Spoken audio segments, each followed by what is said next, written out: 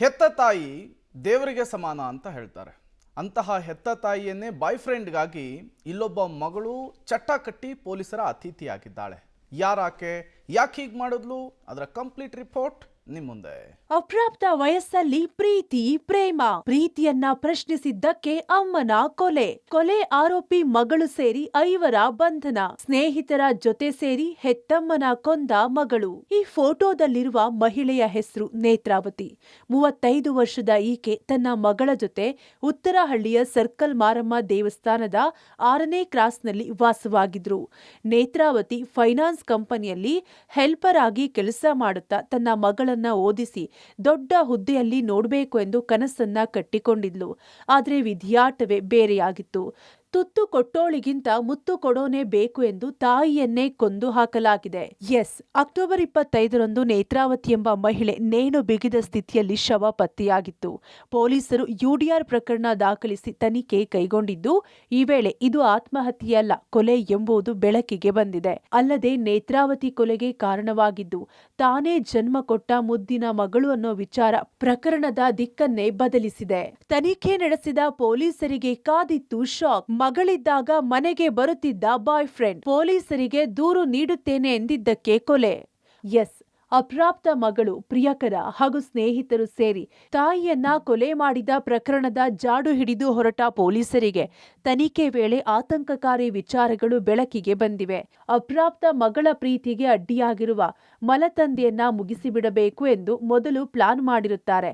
ಆದರೆ ಬಂದಾಗ ತನ್ನ ಮಗಳು ತನ್ನ ಪ್ರಿಯಕರನೊಂದಿಗೆ ಏಕಾಂತದಲ್ಲಿ ಇದ್ದಿದ್ದನ್ನ ನೋಡಿದ ನೇತ್ರಾವತಿ ತನ್ನ ಮಗಳೊಂದಿಗೆ ಗಲಾಟೆ ಮಾಡಿ ಆ ಹುಡುಗನ ವಿರುದ್ಧ ಪೊಲೀಸರಿಗೆ ಕರೆ ಮಾಡಿ ತಿಳಿಸುವುದಾಗಿ ಹೇಳಿದ್ರಿಂದ ಕುಪಿತಗೊಂಡ ಮಗಳು ಹಾಗೂ ಪ್ರಿಯಕರ, ನೇತ್ರಾವತಿ ಬದುಕಿದ್ರೆ ತಾನೇ ನಮಗೆ ತೊಂದರೆ ಎಂದು ಉಸಿರು ಕಟ್ಟಿಸಿ ಕೊಲೆ ಮಾಡಿದ್ದಾರೆ. ನಮಗೆ ಇದು ರಿಪೋರ್ಟ್ ಯುಡಿಆರ್ ಅಂತ ರಿಪೋರ್ಟ್ ಆಗಿದ್ದು ಸೋಮವಾರ ಬೆಳಿಗ್ಗೆ.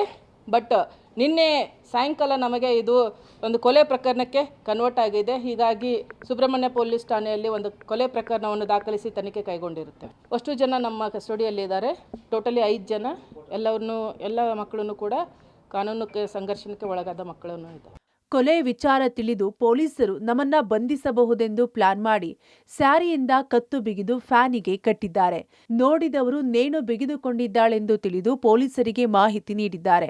ಪೊಲೀಸರು ಬಂದು ನೋಡಿದಾಗ ನೇತ್ರಾವತಿ ನೇಣು ಬಿಗಿದ ಸ್ಥಿತಿಯಲ್ಲಿ ಇದ್ದ ಕಾರಣ ಮೊದಲು ಯುಡಿಆರ್ ಪ್ರಕರಣ ದಾಖಲಿಸಿಕೊಂಡಿರುತ್ತಾರೆ.